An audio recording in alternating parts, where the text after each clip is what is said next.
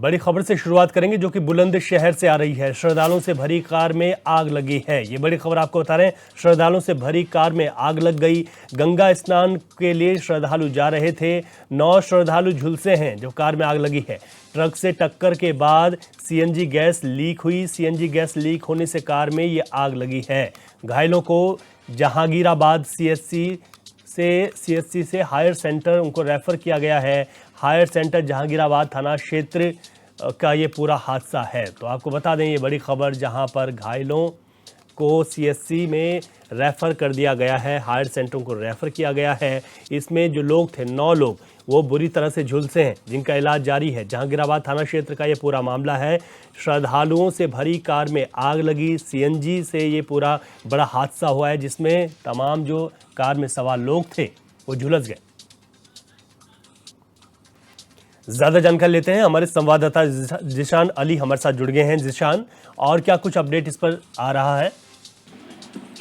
बिल्कुल रवि, देखिए बताना चाहेंगे बुलंदशहर के अनुपशहर मार्ग पर जहांगीराबाद थाना क्षेत्र का ये पूरा हादसा है, जहां श्रद्धालुओं से भरी सीएनजी कार अनुपशहर गंगा स्नान के लिए जा रही थी।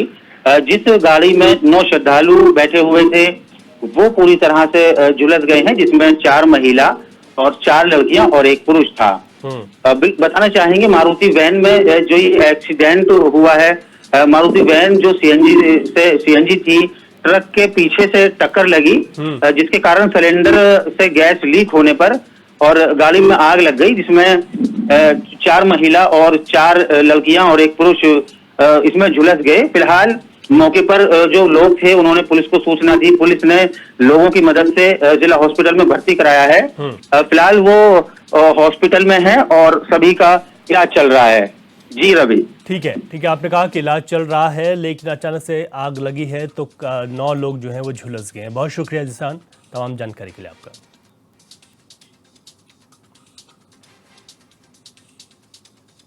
और गुरु पूर्णिमा के अवसर पर गोरखनाथ मंदिर परिसर में आयोजित रामकथा के समापन समारोह में सीएम योगी शामिल हुए हैं। इस मौके पर सीएम ने सभी को गुरु पूर्णिमा की बधाई दी और कार्यक्रम को संबोधित करते हुए सीएम ने कहा कि बच्चे के पहले उसके माता पिता होते हैं, बड़ा भाई भी गुरु का ही रूप होता है। सीएम योगी ने आगे कहा कि कृष्ण ने हमें कर्म करने की शिक्षा दी है।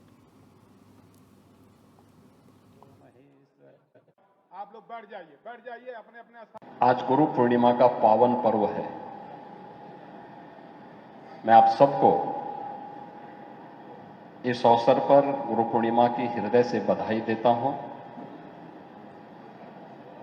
एक सप्ताह तक आप सबने मर्यादा पुरुषोत्तम प्रभु श्री राम की इस पावन कथा का श्रवण किया है और वह भी बहुत सरल और सहज भाषा में।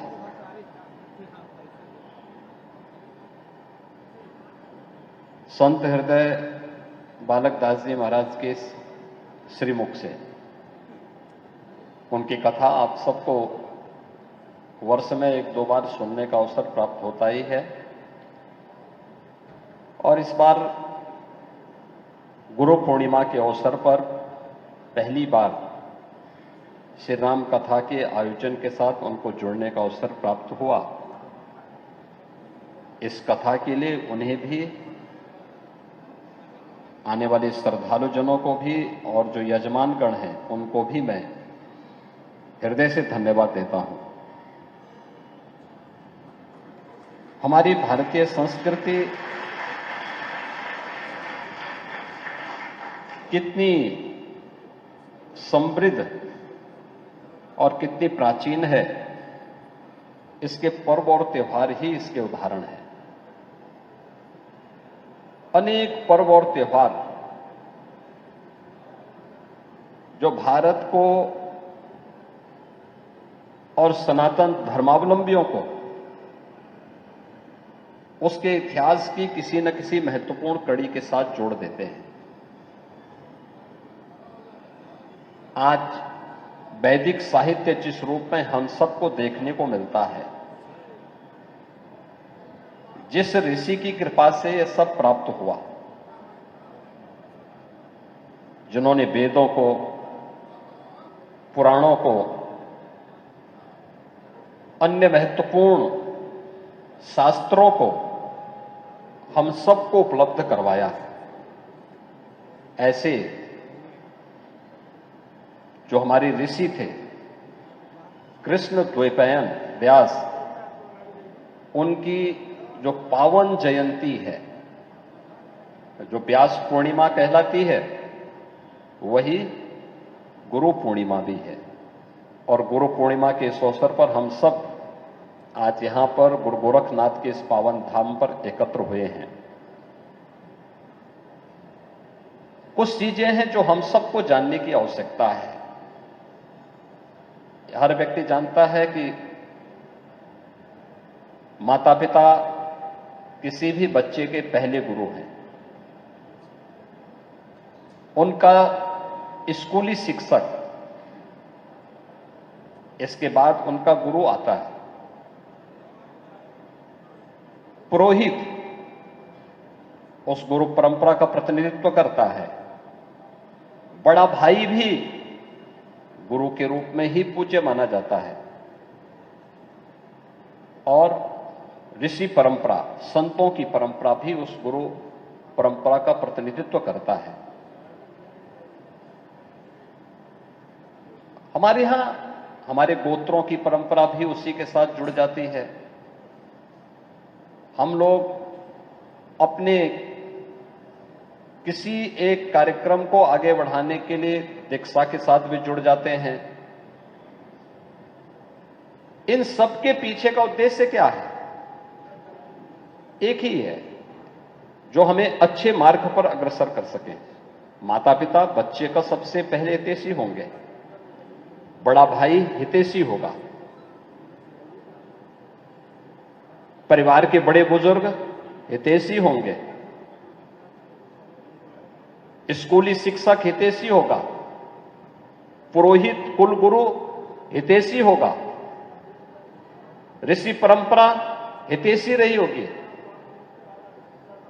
इसीलिए हमने उसे गुरु के रूप में मान्यता देकर के एक महत्व दिया जो हमारे अनुकूल है, समाज के अनुकूल है, देश काल और परिस्थिति से अप्रभावित है। वो हमारे लिए पूज्य हो गया। हमने उसे गुरु के रूप में मान्यता देकर के एक महत्व दे दिया। और यह परंपरा, इस तिथि को, कौन सी तिथि को हमें मनाना है, जिसने हमें हमारे वैदिक साहित्य के साथ हम सबको सर्वसुलभ करा करके जोड़ा। ऐसे महर्षि वेदव्यास के नाम पर हम लोगों ने गुरु पूर्णिमा के इस आयोजन को अपने साथ जोड़ने का काम किया।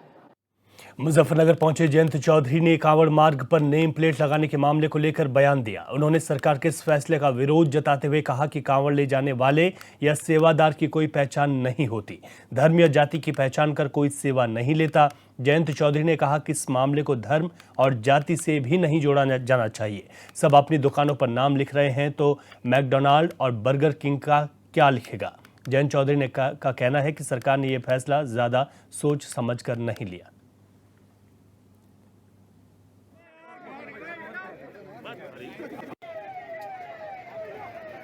हमारा जो स्टैंड है इस इशू पे हमारे प्रदेश अध्यक्ष बोल चुके हैं, वही पार्टी का स्टैंड है।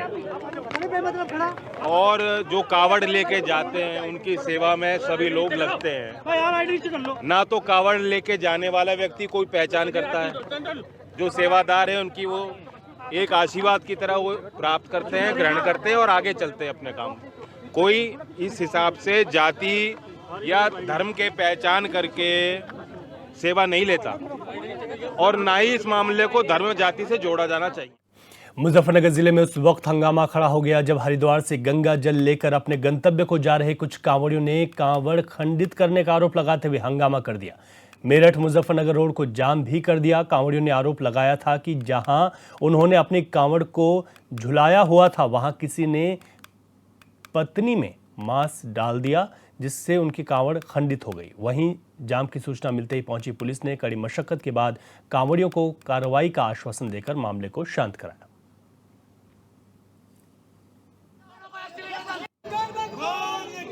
यहाँ पे बैठे थे, सुबह से ध्यान दे रहे थे 5 मिनट के लिए शाम को आरती करनी थी तो भाई यहाँ पे लेटा था। हम गए स्नान करने, इतने वहाँ से भाई को लग गई आँख। 2 सेकंड का काम हुआ, ज़्यादा नहीं। उस बीच में कोई व्यक्ति ये वीडियो यार कट्टा मास्क का भर के, जिसके अंदर कोई पुलिस वाले ये कह रहे हैं कि इसमें मास्क नहीं है। मास्क नहीं है तो ये बताओ जो इसके ऊपर बछड़े का या भैंस का जिसका भी खुर मिला वो कहाँ से आया? हम कह रहे चल मास्क नहीं है, वो खुर कहाँ से आया? कट्टा इतनी हल्का नहीं है कि कोई कुत्ता खींच के लिया हुआ उसको मार्किंग ना आवे। ठीक है, अगर कुत्ता लेगा आता या कुछ भी लाता जानवर तो उसकी मार्किंग आती खींचे हुए की, कोई मार्किंग नहीं है। और उसके बाद भी पुलिस भाई ने यहाँ पे मतलब कट्टा भी उठा दिया, कट्टा खाली करके हमें पीछे मिला, जिसके बाद हमें कुछ नहीं मिला मास्क का, एक हड्डी का अंश मिला छोटा सा, और कुछ नहीं मिला। आज ये अपना रोड के किनारे अपनी ट्रॉली और अपना जल रख के ये अलकनंदा पे गए थे नहर पे। जब इन्होंने वापस आके देखा तो यहाँ इनकी ट्रॉली के पास इनको एक काली संदिग्ध पॉलीथीन दिखी, जिस पे इन लोगों ने कहा कि इसमें जो है वो संभवतः मीट हो सकता है। पुलिस द्वारा तुरंत मौके पे पहुंच के उस पॉलीथीन को हटवा दिया गया था। बाद में उसको चेक भी करवाया गया। अभी इस बात की पुष्टि नहीं हुई है कि उसमें कोई मांस था, लेकिन कावड़ियों का ये मानना है कि इससे इनकी जो कावड़ है वो खंडित हो गई।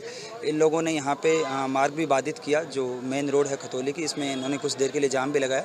प्रशासन द्वारा यहाँ पे पहुँच के इनको समझाया बुझाया गया है। इन लोगों का ये कहना है कि जो हमारी कावड़ खंडित हुई उसको ठीक करवाया जाए और इसके संबंध में जो है वो कार्रवाई करवाया जाए। इसी आश्वासन पे इन लोगों ने यहाँ से जाम खोल दिया है और अब दोनों तरफ का ट्रैफिक चल रहा है। इसमें जो नियमानुसार विधिक कार्रवाई है वो अमल। श्रावस्ती की पुलिस लाइन भिनगा में अंतरजनपदीय खेल टूर्नामेंट का आयोजन किया गया। खेल टूर्नामेंट में फुटबॉल प्रतियोगिता आयोजित की गई है, जिसमें महिला और पुरुष पुलिस टीम भाग ले रही हैं। इसमें 7 जिलों की महिला टीम और 10 जिलों की पुरुष टीम प्रतिभाग कर रही हैं। पहले मैच में श्रावस्ती की महिलाओं ने गोंडा की टीम को हराकर जीत हासिल की है।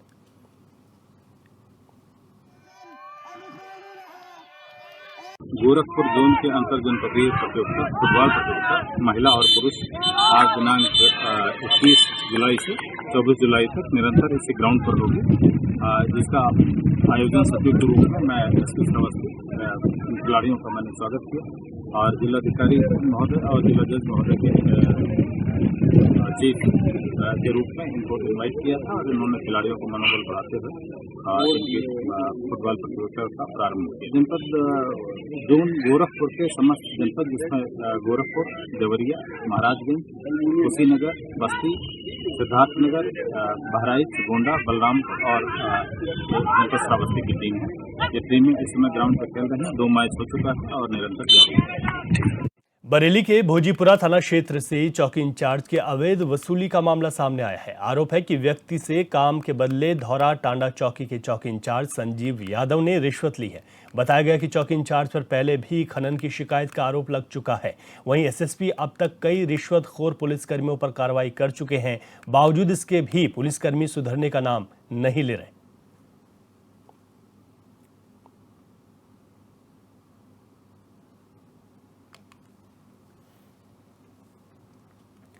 फर्रुखाबाद के जहानगंज थाना क्षेत्र में तेज रफ्तार अनियंत्रित पिकअप पेड़ से टकरा गई। हादसे में पिकअप सवार 23 लोग गंभीर रूप से घायल हो गए, जबकि 3 लोगों की मौत भी हो गई है। वहीं मामले की सूचना मिलते ही पहुंची पुलिस ने शवों को कब्जे में लेकर पोस्टमार्टम के लिए भेज दिया है। बता दें कि पिकअप सवार लोग सैफई से अस्थियां विसर्जित करने के लिए पांचाल घाट पहुंचे थे, जहां पिकअप पलटने से हादसा हो गया। फिलहाल घायलों का अस्पताल में इलाज जारी है।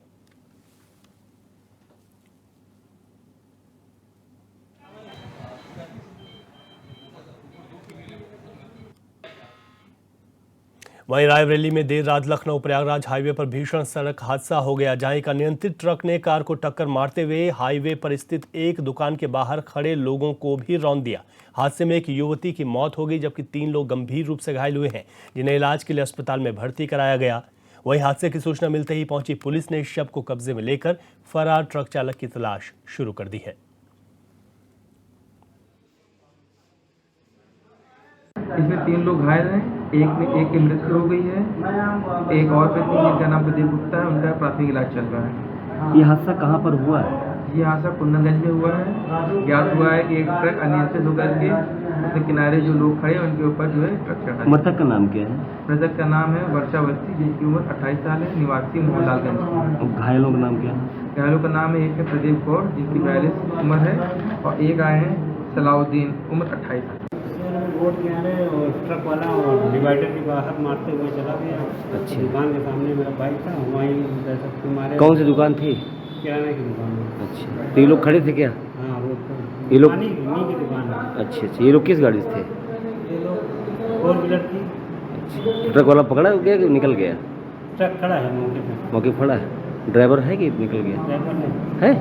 मौके पर मालूम नहीं था, चले आए पुलिस। के थाना मोठ क्षेत्र में वाहन चेकिंग के दौरान पुलिस और बदमाशों के बीच मुठभेड़ हो गई, जिसमें 2 मोटरसाइकिल सवार 4 बदमाशों में से एक के पैर में पुलिस की गोली लगी। वहीं 3 अन्य बदमाशों को पुलिस ने घेराबंदी कर धर दबोचा। पुलिस की गिरफ्त में आए बदमाशों के कब्जे से 93,000 रुपये, 2 तमंचे, 2 बाइक और कारतूस बरामद हुए हैं। पुलिस की गिरफ्त में आए बदमाशों ने कुछ दिन पहले लूट की घटना को अंजाम दिया था, तभी से पुलिस बदमाशों की तलाश में जुटी हुई थी। रेलवे क्रॉसिंग के पास 8:30 बजे रात के आसपास एक लूट हुई थी, जिसके संदर्भ में मुकदमा पंजीकृत किया गया था। उसमें लगातार स्वाट टीम और थाने की पुलिस द्वारा लगातार जांच पड़ताल की जा रही थी, चेकिंग की जा रही थी और भंडेर रोड पर मोट पुलिस द्वारा चेकिंग की जा रही थी। तो मोट पुलिस को देखकर कुछ बदमाश पीछे भागने लगे, तो पुलिस द्वारा पीछा किया गया, तो उनमें से बदमाशों द्वारा फायरिंग की गई। पुलिस द्वारा भी आत्मसुरक्षार्थ गोली चलाई गई। तो 4 बदमाश थे, उनमें से एक बदमाश को गोली लगी है पैर में, उसको इलाज के लिए भेज दिया गया है और अग्रिम वैधानिक कार्रवाई कराई जाए। कांवड़ यात्रा को लेकर एक बार फिर सियासत तेज हो गई है। सरकार का आदेश है कि कांवड़ यात्रा मार्ग पर जो भी ढाबे, रेस्टोरेंट या गया है। देखिए, भारतीय जनता पार्टी हमेशा ही ध्रुवीकरण की सियासत करती है। अब फिर एक बार इनका तुगलकी फरमान आ गया है। सबसे पहले योगी आदित्यनाथ जी जब सरकार में आए, इन्होंने रंग बदलने की सियासत की, फिर इन्होंने नाम बदलने की सियासत की। आखिर भारतीय जनता पार्टी को दिक्कत क्या है?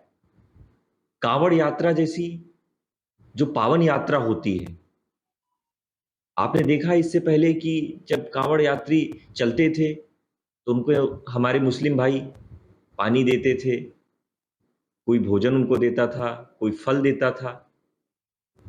लेकिन इन लोगों ने निश्चित तौर पे मैं कह सकता हूं कि अब जो है भारतीय जनता पार्टी का हाल इस चुनाव में इस वजह से हुआ क्योंकि इन्होंने पोलराइजेशन करने की कोशिश की, लेकिन फिर भी नहीं चूक रहे हैं, लगातार पोलराइजेशन कर रहे हैं।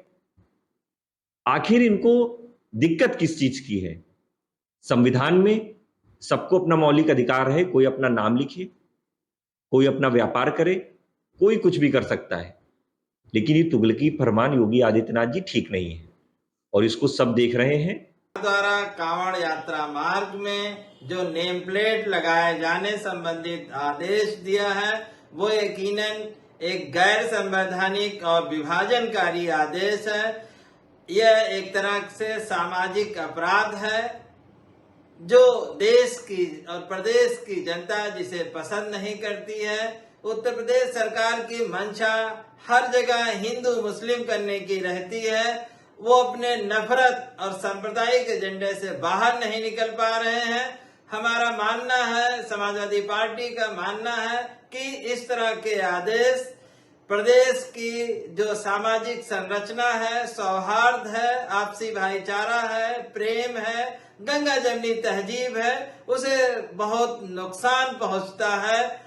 देश और प्रदेश की जनता मिलजुल की रहना चाहती है, यहाँ अमर और अकबर साथ रहना चाहते हैं, लेकिन शायद ये बात भाजपा के राजनीतिक एजेंडे में फिट नहीं बैठती है। इसलिए भाजपा इस तरह का सांप्रदायिक और नफरती आदेश बार बार जारी करती रहती है, जबकि प्रदेश की जनता ने अयोध्या में और देश की जनता ने तमाम ऐसे धार्मिक स्थल जैसे केदारनाथ है, वहां इनको हरा दिया और ये मैसेज दिया कि उत्तर प्रदेश और देश आपके सांप्रदायिक और नफरती एजेंडे से सहमत नहीं है। विपक्षी कह रहे हैं।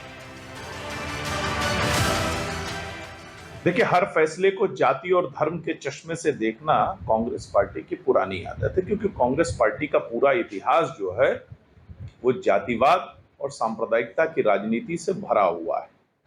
कांग्रेस पार्टी को ये बताना चाहिए कि खाद्य सुरक्षा अधिनियम 2006 जो उनकी सरकार में ही पास हुआ था, उसमें स्पष्ट रूप से उल्लेख है कि कोई भी रेस्टोरेंट हो, कोई भी ढाबा हो, उसको अपना नाम, अपने प्रोप्राइटर का नाम स्पष्ट रूप से उल्लेखित करना है।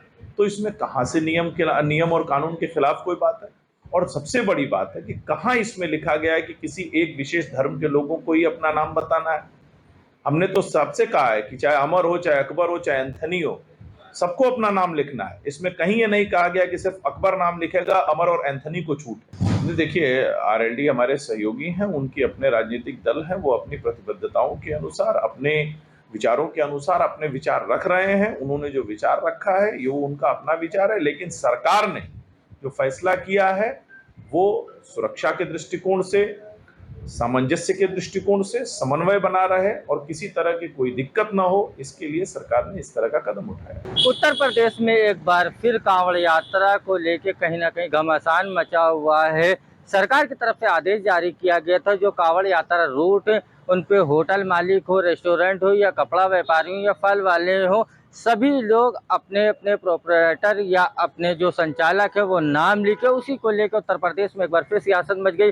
कांग्रेस पार्टी के प्रवक्ता सचिन रावत ने यहाँ तक के कह दिया कि ये मुख्यमंत्री का तुगलकी फरमान है। जब मुख्यमंत्री आए थे पहले उन्होंने रंग बदला था, उसके बाद अब नाम बदलने की सियासत कर रहे हैं। लेकिन कहीं ना कहीं एक बार फिर कांवड़ यात्रा को लेकर जिस तरह से नाम बदलने को लेकर सियासत उत्तर प्रदेश शुरू हो चुकी है, और कहीं ना कहीं आरएलडी जो भारतीय जनता पार्टी का सहयोगी दल है उसने भी यह कहा है कि अगर कोई आदमी अपना नाम अपने मर्जी से लिखना चाहता है तो लिखे, उस पर दबाव नहीं बनाना चाहिए। तो कहीं ना कहीं कांवड़ यात्रा को लेकर, नाम बदलने को लेकर उत्तर प्रदेश में एक बार फिर सियासत चरम पर। अब देखने वाली बात ये होगी क्या प्रशासन और सरकार बैकफुट पे जाता है या जो आदेश सरकार की तरफ से दिए गए उसको लागू किया जाएगा और वो चलता रहेगा। ये देखने वाली बड़ी बात होगी।